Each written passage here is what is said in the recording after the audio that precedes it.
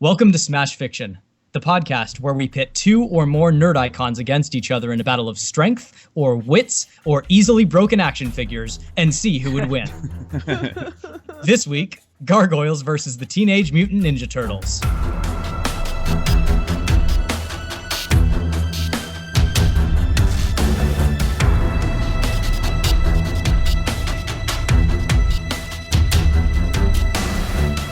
We interrupt this broadcast of America's Next Top Ferret with breaking news.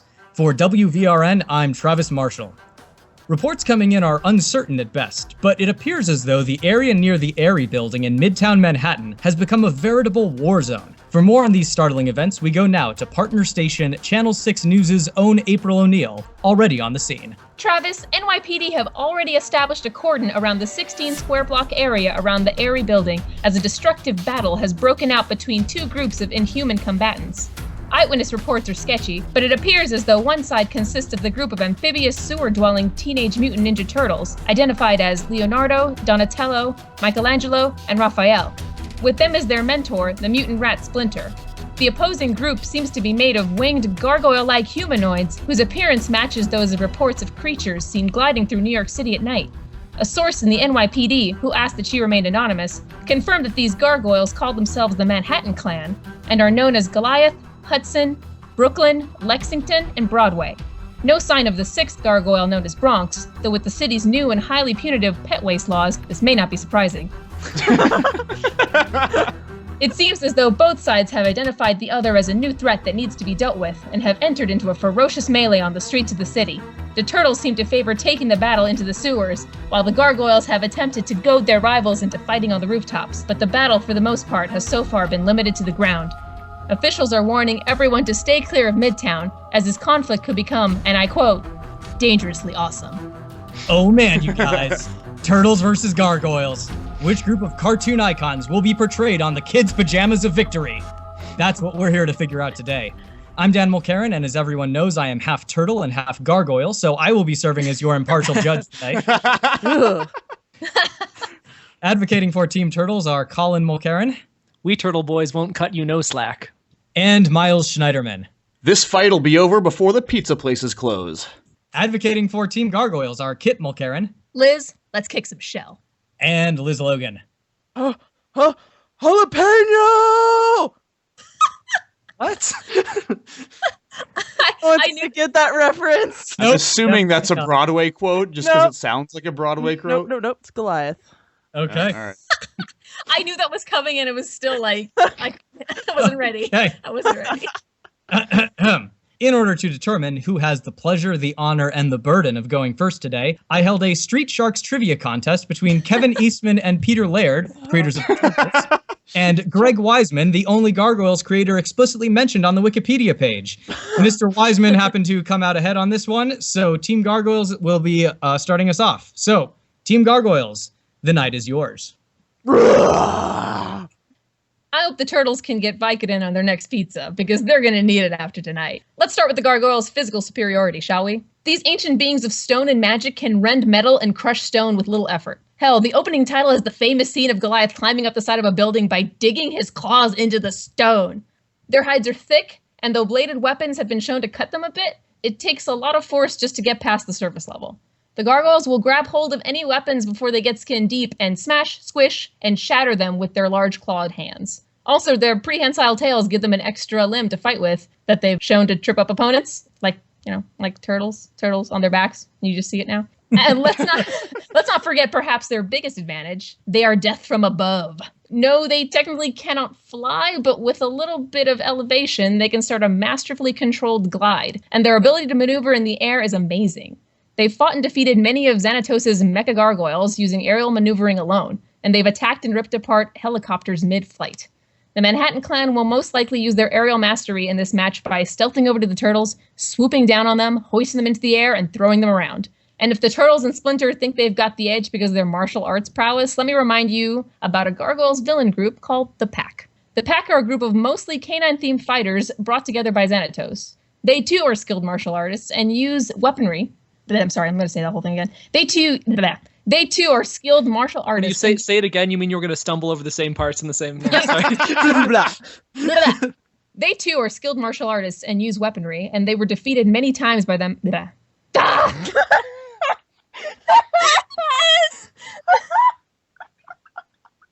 Boom! Not the worst. You're welcome, Miles. Anyway. Thank you. And they were defeated many times by them. Why can't I say the Manhattan Clan? Take your time. I need to stop trying to channel Colin and speak more slowly. Yeah. All right. Don't be a Colin. Don't be a Colin. But he's so cool. Be a Miles. Well, don't be that either. It's not going to help. And they were defeated many times by the Manhattan Clan. During their first encounter, all 5 members of the pack ambushed and attacked just 2 of the Gargoyles, Goliath and Lexington, and they still lost. 2 Gargoyles defeated 5 well-trained fighters that had weapons and an ambush. And the Gargoyles' potential goes through the roof when they're all together. Brooklyn is Goliath's second in command because he's a calculating and excellent tactician, and Hudson is often an advisor to Goliath because of his age-gained wisdom. The clan make great use of stealth, teamwork, and resourceful using their urban surroundings, like when Goliath used a fire hydrant to blast a member of the pack with a high-powered jet of water. Speaking of using their urban surroundings, Lexington is a fast learner of technology. In one episode, he stole the pack's helicopter, outfitted it with armor, then used it against them. He had only flown a helicopter once before that episode, and it was to pull the helicopter out of a free fall over the streets of the city, which he did. If Donatello brings out some of his inventions, Lexington's going to get a hold of them and figure out how to use them against the Turtles. That is, if Donatello's devices don't malfunction and screw his own team over first, like the Dreamovision helmet or the personality alternator. Look, Goliath himself said, "Gargoyles protect. It is our nature, our purpose." If the Teenage Mutant Ninja Turtles are the perceived enemy of their home, the Manhattan Clan will defend their island and its people with all of their ancient fury and expertise, and they will win. Liz? The Gargoyles have been around since 994 AD and have been shown to be able to adapt to a time that's over a millennia later. They bring a lot more experience straight to the table than TMNT do. They've been fighting wars, actual wars, in this now war zone years before they were transported to 1994's Manhattan and have fought for years after that. They have even been shown to be able to use guns and explosives, transport vehicles, anything they get their hands on, they're able to use and use it for their advantage. They've taken on other Gargoyles, the Pack, Xanatos, Demona, Macbeth, most of whom are all martial arts experts, and the Mutates, human-animal hybrids like Talon, Fang, Claw, and Maggie Reed, which all have their animal hybrids are lion, panther, puma, etc. And you know what? These animals are a lot scarier than turtles, and they dealt with them very handily. And they proved time and time again they can take whatever's thrown at them. And the only way Gargoyles have been defeated was basically by finding them during the day and smashing them. If TMNT... Damn it! I don't usually do this! Your head's not in the game, because you know you got an uphill battle here. Yeah, whatever. It's the kid curse. It's fine. If TMNT took the fight till the daytime, the Gargoyles could turn to... Man, Kit! This is what it's like being on your team, huh? Like Man, channeling your very essence. Is this what it's like to be you guys listening to me like all the time? Yes. I mean, except for now, obviously. You better be perfect when you say your part. You haven't even spoken yet, Miles. All right. If the Turtles took the fight to the daytime, the Gargoyles could turn to stone on top of the police building headquarters where they make their home, and it's no doubt under heavy surveillance. Plus, Elisa Mazza, their police ally, could also protect them, which she's shown to be able to do multiple times. They have CQC experience, close combat, from fighting Vikings, Japanese Gargoyles, again, Xanatos, Owen, and tons of other close combat using enemies. And they regularly rip off and disarm other enemies. So whether it's a rocket launcher pack on top of a robotic gargoyle, disarming Macbeth and his guns and crap, they have tons of experience, even back in 994 AD when they were disarming Vikings and catching swords with their bare hands. Thank you, Goliath. They have a lot of experience with magic users. Oberon, Tiziana, Odin. They were able to outsmart them, deal with their magic. I mean, Oberon was able to put all of Manhattan to sleep. And they still would be like, dude, Oberon, you're crazy. Back off. Okay, I'm scared of you guys. Awesome. I didn't realize we were going to be bringing in direct transcripts of Gargoyles episodes. Yeah. I mean, I took some liberty. The Gargoyles have been shown to be able to survive surprise attacks from the robotic Gargoyles, even when they were outnumbered. Plus, they have some experience dealing with Japanese fighting style enemies. They were able to take down Yama, a Japanese gargoyle, and Taro, a student of the Ishimura clan of gargoyles. Goliath and friends made short work of them, and since the turtles primarily practice Japanese martial arts like ninjutsu, it wouldn't be too much of a stretch to think that the gargoyles could easily handle a similar threat. The gargoyles are endlessly curious. They're constantly trying to learn new things, evidenced by their readiness to watch horrible television and eat food. They have extremely keen senses, and I don't think the turtles are known for their sense of smell, especially since they constantly eat that probably very shitty pizza. They're much better at fighting. You can smell a pizza from a mile away. Good, then it'll mask the scent of the gargoyles when they come and rip your face off. They're much better at fighting together against an enemy than TMNT are. They're more prepared for an all-out war because they have experience in actual wars, and they've even been shown that they are capable of being sneaky and catching sneaky opponents. Okay, some strong arguments from Team Gargoyles in this first round. Team Turtles, fight with honor. All right, so we're going to walk through a point-by-point comparison of the physical and mental capabilities of the turtles and the gargoyles and compare them, and you can see that the turtles have the edge in just about every possible conceivable facet, and where they don't, it's basically a tie. In the D&D tradition, we're starting with strength. So the gargoyles... Everyone, take one shot. So the gargoyles are strong. That's obvious. You know, they do a lot of grunting and their eyes glow and they rah and they all that kind of stuff. The turtles, though, if you see it, are just as strong. You just don't realize it because they don't make as big of a deal out of it whenever they use their strength. Donatello easily digs his bare hands into the side of a minivan and peels it open when they're constructing the turtle van, and all four turtles work together to knock over a 20-foot tall brick wall onto a group of foot soldiers. Leonardo has shown that he's able to use his sword to cut through stoplights and even the side of a tank. In terms of durability and toughness, you might think the gargoyles have an edge being, creatures associated with stone and all that, but in their animate flesh and blood forms, they're just that, they're flesh and blood. You referenced earlier the very first Gargoyles episode when Goliath catches a sword in his hand. What you didn't mention is that he starts to bleed from that wound, which tips off his Viking opponents that the gargoyles can be harmed by, I might add, sharpened pieces of metal from the 10th century. We know from Hudson that they are also far from bulletproof, and Goliath is at one point incapacitated by a tranquilizer dart. Now, the turtles can get hurt too if you can hit them, but they also have their shells to protect them, which are much tougher than anything the gargoyles are bringing to the table. These shells have been shown to repel gunfire and laser fire, as well as your more basic blunt force. In one episode, Donatello is holding on to the side of a speeding car as his shell bashes and scrapes into nearby buildings. His one complaint? He's now going to have to polish his shell.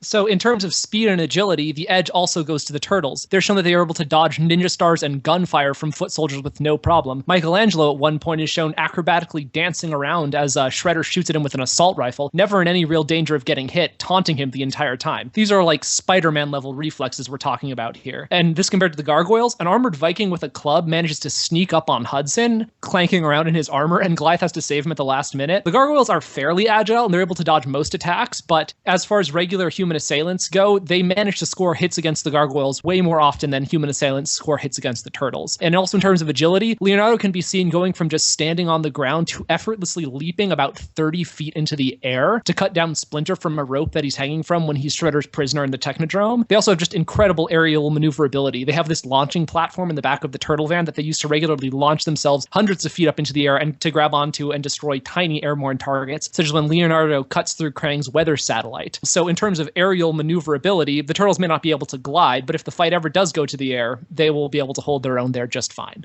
The gargoyles are fine tacticians, but they don't have nearly as much going for them as far as training is concerned. The turtles are freaking ninjas, man. They're ninjas! They were trained by Hamato Yoshi, aka Splinter, a master martial artist and ninja who demands total discipline from his students. These guys engage in rigorous daily ninjutsu training before they even get to breakfast. The fact that the turtles regularly defeat enemies like Bebop and Rocksteady, who are mutated versions of far more dangerous animals, much like the gargoyles opponents you referenced earlier, speaks to the skills they have gained under Splinter's patient but intense tutelage. And despite all this, the turtles still manage to remain fundamentally well-balanced people. Their relaxed, joking personas belying the mental fortitude and discipline beneath the shell. Now, I know this form of argument isn't exactly popular and it's kind of frowned upon right now, but I just have to point out that in Dungeons & Dragons, gargoyles are a CR4 creature with an average of 37 hit points. Splinter has made these turtles into masters of the martial arts, ninjas, again, which should be more than enough to help them defeat what amounts to glorified dungeon fodder. Turtles! Turtle soup! Wait. Another way that the turtles have the edge is in terms of their inventiveness. In the first episode where they fight Baxter Stockman, Michelangelo tricks Shredder into shooting his own control panel, which shuts down the master control for the Mousers, and the turtles are constantly using their environment to their advantage. Like in season 1, episode 2, they fight a group of thugs in a supermarket, and they knock them into all sorts of displays of like canned food and eggs, and they later tie them up in a banner hanging from the ceiling. And later in that same episode, when they fight the Crooked Ninja Turtle gang in a junkyard, they disable them by putting oil drums over their heads or putting tires over them, and they're basically just laughing and having a ball the entire time against this gang of skilled martial artists that way outnumbers them, and they're totally not even breaking a sweat. Not to mention the time that they cut open a sewer pipe to wipe away an entire army of foot soldiers and a tank with raw sewage. Last point, let's just talk equipment and technology for a second. The gargoyles are creatures of medieval times, and even though they've spent some time in the modern era, they're still basically Luddites who need to adjust to basic technology. They adjust well, but they still have to go through that process. You know, it's great that Lexington learns how to build a motorcycle and outfits a helicopter, but Donatello transforms a regular van into the very formidable turtle van in a single day. Ninja stars, grappling hooks, a Manriki Gusari, various other postmodern inventions are constantly at their fingertips, and that's not even speaking to their proficiency in their individual weapons, which have both the range and the edge over the gargoyles' claws. The gargoyles are anachronisms. The turtles are futurists. I'm pretty sure the first time Michelangelo yells cowabunga, the gargoyles will be frozen in fear, wondering what kind of sorcery is about to be brought down on their thick skulls. So no arguments for charisma? I was checking off my D&D character sheet here. That Michelangelo's charisma score goes without saying. It's amazing. He is cowabunga, dude. Yeah. And I also point out, Raphael, cool but rude. Yes. Well, that kind of works both with and against him. I guess it makes for some good intimidation. Anyway. Yeah, exactly. I feel like we've gotten off the path here. So we've got some strong... There's a path? Well, it's path-ish. It's path-esque. Yeah. Let's move on. Some strong opening salvos from both sides. But we will now, of course, move on to everyone's favorite segment, presumably, the rebuttals. Start it off. Hear that? I'm ready to rumble. As denoted in the West Side Story conventions, you are now required to deliver all of your rebuttals in song and dance. Oh, fuck. Go ahead. All right. You brought this on yourself. Honestly, it sounded like our opening arguments were the rebuttal to their opening arguments. Yeah. They're bringing up stuff we already shot down. To touch on your little D&D style thing, so you talk about whatever turtle took down something large. Goliath took down an entire radio tower. That's humongous. That's super heavy. He took it down by himself. He took an anti-aircraft sabot to his back and survived. Some Viking sword. All your references are when they were in the Viking area, 994 AD. This is now. They've learned so much. They've gotten so powerful. They faced off against people that are so much more powerful than Vikings. Are you suggesting they've been getting some sweet gains in the gym? Very gains, bro. Have you seen their pad? I'm sure that thing's got like tons, like awesome squat racks, and they're getting swole. You talk about, Goliath getting hit with a tranquilizer gun. Why do I care about that? Do the turtles use guns all of a sudden? Are they going to use some tranquilizer darts? I don't think so. It shows how vulnerable his skin is to being pierced. But then Not you a also little tiny have him dart to do it. taking an anti-aircraft sabot to the back and being fine. Apparently, that wasn't a very awesome anti-aircraft sabot. Well, Yuri! I mean, Hudson says that they're not bulletproof. He mentions that when somebody points a gun at him and he says, I bet you're not bulletproof. He said that would be a safe wager. Are you fighting with bullets or are you fighting with bladed weapons, which is something they're used to? I'm Both? not sure why. The turtles totally have guns, like laser guns, on their van. Good, And the gargoyles on- can dodge those too. Like, The gargoyles like dodge also- every other damn. The gargoyles also do have laser weapons at a point in the series later on when they go back in the future. So, and you talk about how the gargoyles, they have to adjust. The turtles have to adjust to being human. They have their own trials and tribulations. And you talk about them being full of themselves. That's one thing. The gargoyles do not fuck around. The turtles fuck around. The gargoyles are going to see an opening when they're being like, cowabunga, woo, yeah, pizza. Boom! The turtles are so awesome that they can afford to fuck around. The gargoyles need to focus intensely on their opponents. You never see it getting in the way. I mean, the gargoyles are just too busy being like dark and tortured all the time. They don't have any. That's because they know real war. Yeah, I know. And that's another thing. The turtles, they're used to fighting enemies that are clearly evil, while the gargoyles have experience fighting people that are all sorts of shades of gray, and they can respond quickly to new threats. I mean, look at the turtles' most ubiquitous enemy, Shredder. A kitchen utensil? I mean, sure. Pretty sure that's actually an office appliance. He's about as useful and scary as one. I mean, this guy, he's hardly more than human. He's basically human. And he's not even the big baddie. He's basically constantly harassed by Krang and Lord Dreg and has no agency. I'm sorry, who's that? Krang? You mean the alien with the gigantic body that destroys cities on a regular basis along with all the other enemies they fight from Dimension freaking X? That the turtles like totally dismantled this giant robot body and danced around it and confused it and kicked its ass. We're going to talk about some alien that has some pretty advanced technology versus Oberon, who's an extremely powerful magic user who is described as immortal and godlike, and they were able to take care of him. Sure, we can talk about that. That's relatively the same power level. I'd say so. Magic does not necessarily trump technology every time. This guy is thousands of years old, and Krang is just some random cranky alien who very cranky, I'll give you that. May I say, in the 87 TV series, once when Shredder took Michelangelo captive and cornered the others with his mousers, stupid little egg-looking things, his boss, Krang, was like, oh, this is too easy. This isn't much of a challenge. Oh, let's free them. Yeah, that's a good idea. So the turtles' most ubiquitous enemy is constantly undermined by his incompetent alien boss, and the turtles have great luck when he decides to free them. Okay, basically, all Shredder is, he's really concerned about how Krang is screwing him over and stuff, and it's pretty sad that the turtles even get defeated by him all the time. When? Right there, when he had them captured. And how'd that go for him? Due to their incredible luck. It wasn't their agency that allowed them to escape that situation. It was Krang's stupid decision. Shredder does not defeat the turtles very often. Usually the turtles and Splinter are more than capable of taking down him and his foot soldiers. Oh, very often though. And you know what? Oh yeah, you bring up Splinter too. So you're gonna bank on a disgraced ninja who got kicked out because he wasn't able to bow? How weak is that? The sword was into his back. Not to mention, they have elected to become highly trained in one type of weapon. Oh my god, the Gargoyles, they take those weapons away, they're out of the game. Sure, they have some. Their mastery of ninjutsu. They have some unarmed skill, but let me tell you, I mean, you see one big swipe of Goliath or Brooklyn or Broadway's fat belly right in their faces, they aren't gonna know what to do. They're just gonna be like, ah! All right. Turtles, what rebuttals do you have to bring to the table?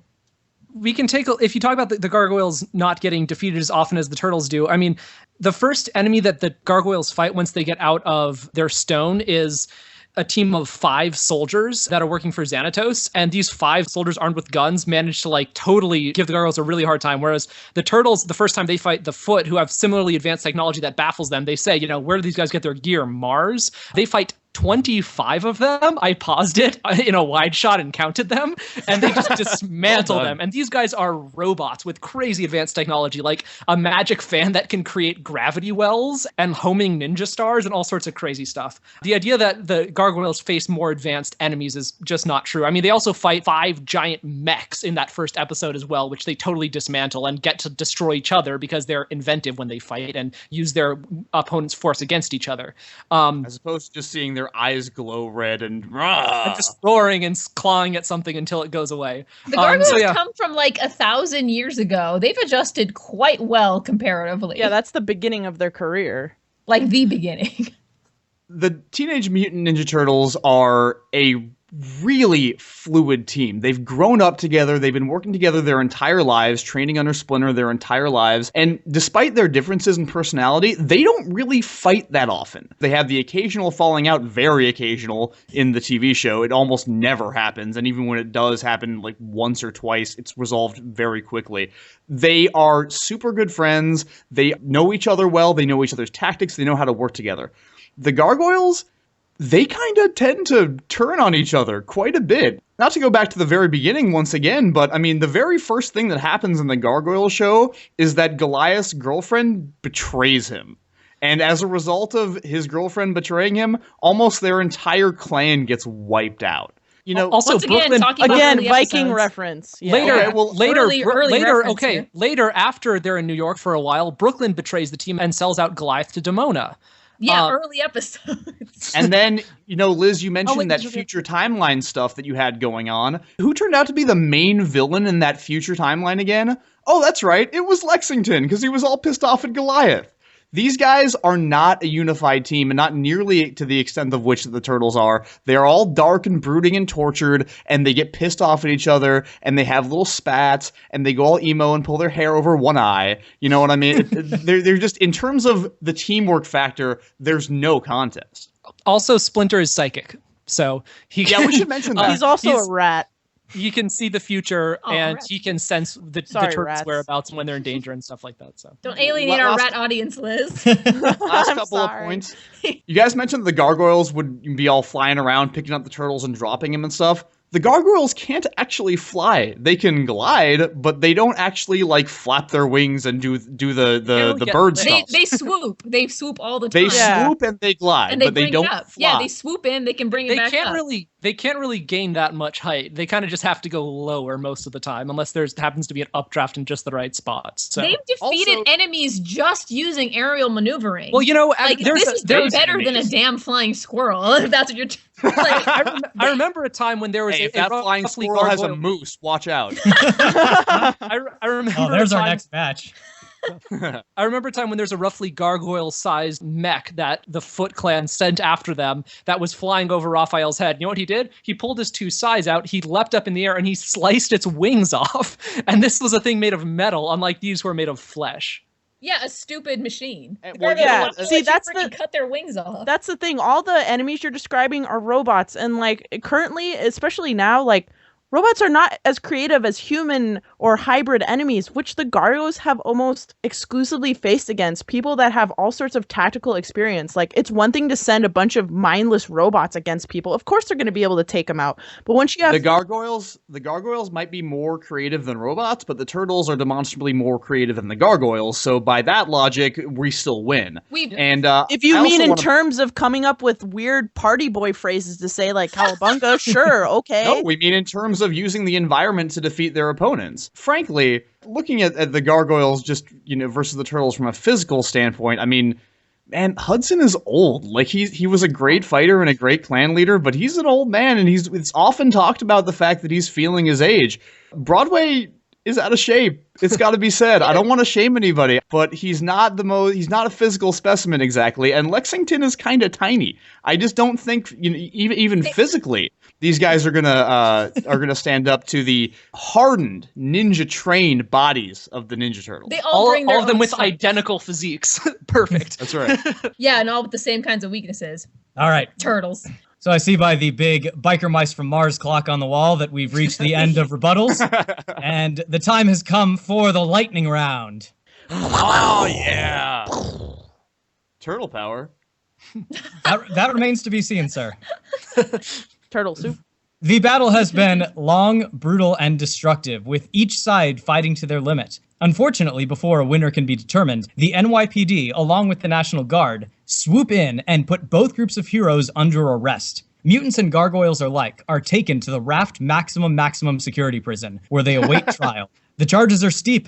The Turtles face charges of illegally tapping into the city's electrical grid and operating a military-grade turtle van without a license. The Gargoyles are charged with tens of thousands of counts of damage to the outsides of buildings and dozens of counts of public indecency. That's what happens when you wear a loincloth and fly directly above people. They probably have cloacas. Not according to this lawsuit. Fortunately, the two sides are not without their supporters. The Gargoyles have an ally in the form of Matt Murdock, attorney at law, who sympathizes with the urge to lurk broodingly on the tops of gothic-looking buildings at night. The Turtles, meanwhile, have the assistance of Jennifer Walters, a.k.a. She-Hulk, Oh, jeez. the only attorney in New York who understands that it ain't easy being green. The two skilled lawyers managed to twist the legal system into a veritable knot, and now the media is all abuzz with talk of the case of Gargoyles v. Turtles, to be settled in New York City's own night court to ensure the Gargoyles can attend the proceedings. One of the groups will walk free. The other will be looking at a very long prison sentence. Which group has the legal know-how, the public support, and the ability to give a rousing enough speech on the stand to turn the finger of blame from themselves and onto their hated rivals? Court is now in session. Team Turtles, you have the floor.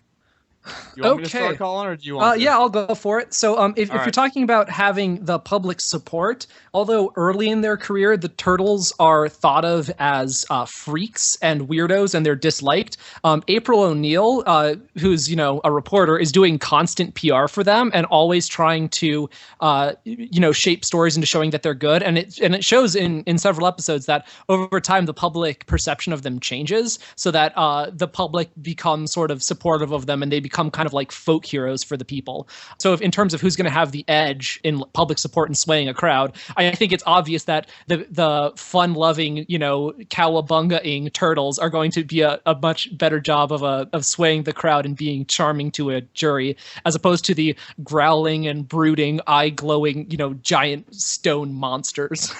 Yeah, the Turtles are way more relatable in this case when it comes to the media. It definitely helps they have April on their side to spin things. And the other way they could do that is by bringing up the fact that really the Turtles' condition, like if people are talking about them as mutants and terrifying monsters, it could easily be spun to the effect of they were victims. The Turtles didn't have any say over how they were transformed. The Gargoyles are gothic monsters who are a totally separate race and were born the way they are. I think it'd be a lot harder to get sympathy on the side of these, as Colin mentioned, these growling, winged, monstrous dudes. I call Team Gargoyles to the stand. Okay, Kit. All right. I don't know.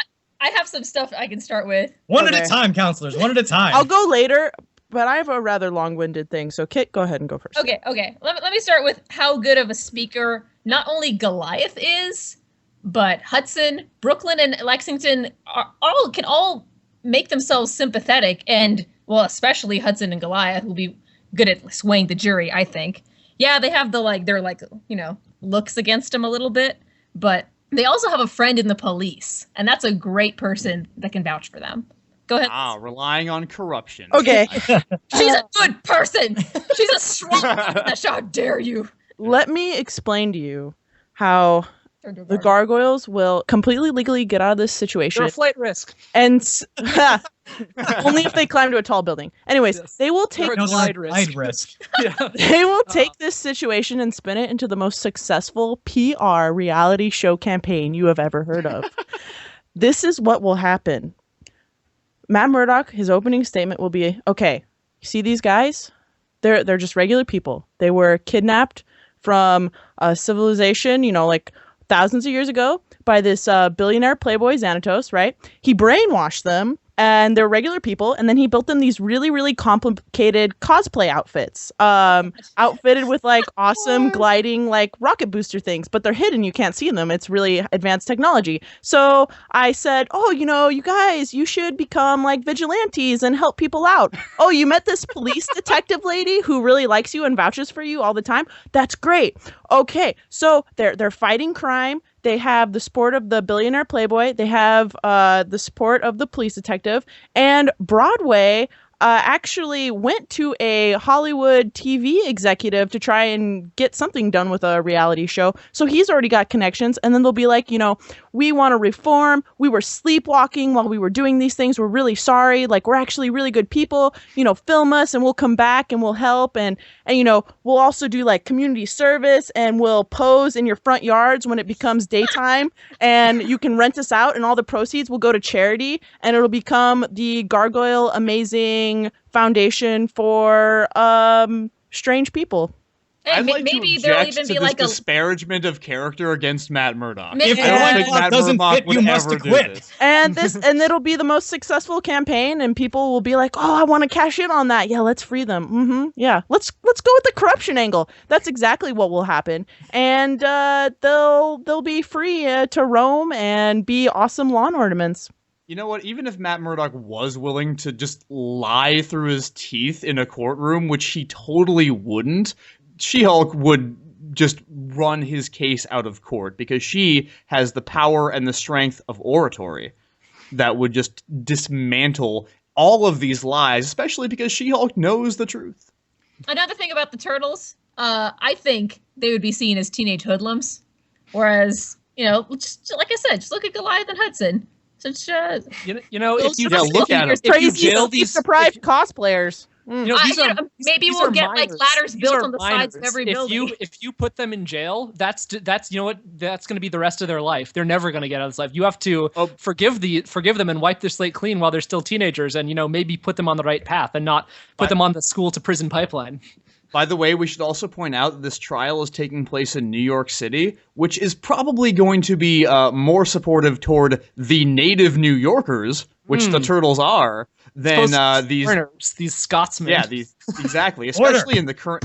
I will have order. What is especially in the current I climate? will have order. All right. Lawn ornaments. Well, that was some interesting back and forth there, counselors. I'm going to retire to the parapets of my castle, where I will turn to stone and think on this match. I will be back in 1,000 years. Whoa, bias! I will be back in 1,000 years when my castle is raised above the clouds. Ninja, vanish! I'm not gonna raise his castle.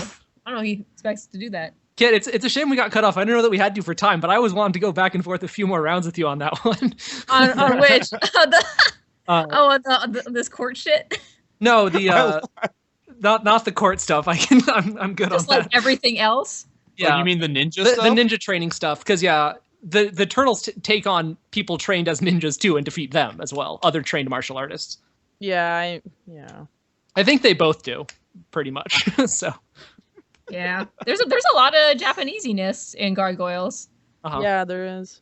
And all Yeah, Japanese. they fight a lot of cyborgs too. I didn't remember all the cyborgs. Yeah. Yep, yeah. There's like robot gargoyles in episode like 3. It's Yeah. like, Yeah, and really? they This and isn't they like like this- get their souls transferred into robot bodies, and I was like, why do I not remember this? Well, first, Well, magic and technology. Some It was like- bullshit. first it was robots, then it was humans in robot exosuits, and then it was the souls in exo. Yeah, it gets like, Yeah. okay, It gets pretty crazy, man. That show was fucking weird. How long did it go? 3 seasons. yeah. Damn. Yeah.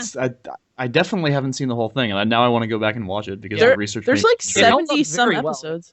Oh yeah. Man, it would have been so broken if we had been allowed to go into the non-1987 cartoon elements yeah. of the Yeah. Turtles.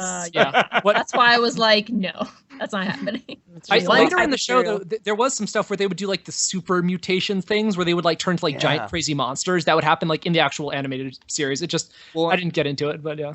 And if you get into the later iterations of the cartoon shows and the movies as well, especially the stupid recent one, but where they look their like te- actual monsters. Yes. yeah, their tech gets so ridiculous. Yeah. It's just like, we have turtle everything. I mean, we didn't even mention the turtle blimp from the 87 show. But, they just have all this, like, insane turtle-themed weaponry and vehicles. I was like, really? I missed out on a lot. Yeah, Man, one thing yeah, go for it. Oh no, I was just gonna say I think Lexington and who was it, Donatello?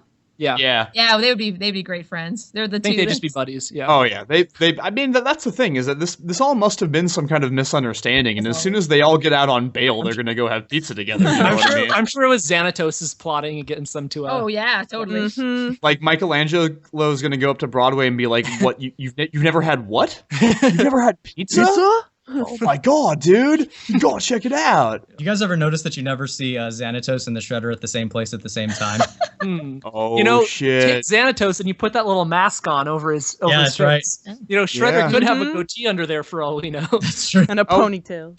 Okay, guys, let's be real about this. Shredder wears glasses. Okay. Yeah. It can't happen. Xanatos doesn't wear glasses. It doesn't make any sense. Honestly, even if Let's you see. did see Shredder and Xanatos at the same place at the same time, Xanatos has made lots of like cyborg clones of himself. Yeah. Also, Yeah. it's not that difficult to make a robot version of the Shredder. Like Yeah. Yeah, seriously. Anyway. He basically acts like a robot anyway. As you may have gathered, I have returned from my millennia-long meditation. That was quick. We are so old. Well, time flies when you're talking about 80s and 90s cartoons. I have to say, this was maybe the most energetic round of rebuttals I since had like so much more. since Gandalf versus Dumbledore. That was you guys really outdid yourselves this time. I was very This is my impressed. shit. Yeah, both sides, you guys did a really, really excellent job representing yourselves. But I am going to have to give this one to the Turtles. I feel like they're Gargoyles, you guys put up a hell of a fight, but the Turtles just wanted it just a little bit more. It's all right. Now they can change their name to the Rikers Island Clan. Oh, that's great. Well, and we can be Gargoyles got their successful TV program. There you go. Yeah, they did. I'm actually really looking forward to watching that show. Like, even though you were on the opposite side, I want that show, Liz. We have a few more shoutouts this week. Thank you, Rafael Medina and Paladin Today for tweeting about us. And thank you again to Owen Hobbs for starting a theme music battle on Facebook. Thank you for joining us this week on Smash Fiction. Please join us again next week when the match will be the Battle of the Blizzard Bosses. It's the Lich King versus Kerrigan versus Diablo.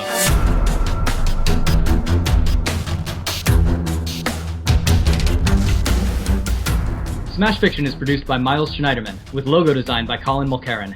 Special thanks to Kevin MacLeod of the Clan MacLeod for our theme song, which is called Hitman. You can find his works at www.incompetech.com. You can follow Smash Fiction on Facebook at facebook.com/smashfictionpodcast and on Twitter at smashficpodcast. Find us on iTunes, and if you leave us a good review, we shall become more powerful than you could possibly imagine. If you have any suggestions, feedback, or other contributions, send them to us at smashfictionpodcast@gmail.com and help us continue the fight.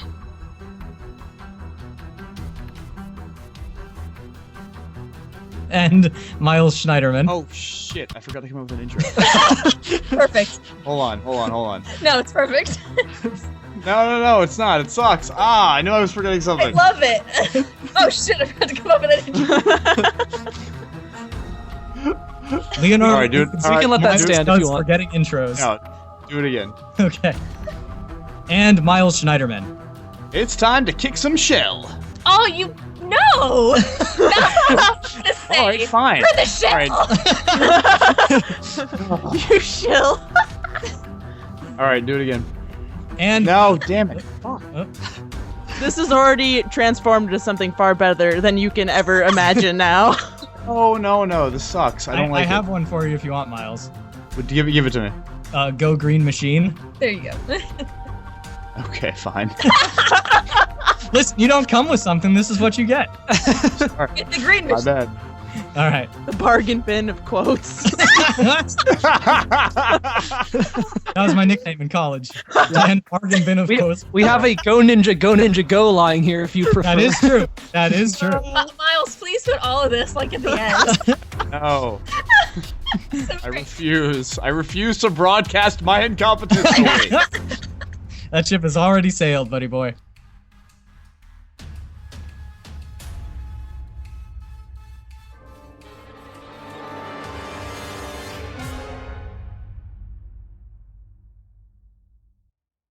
And Miles Schneiderman.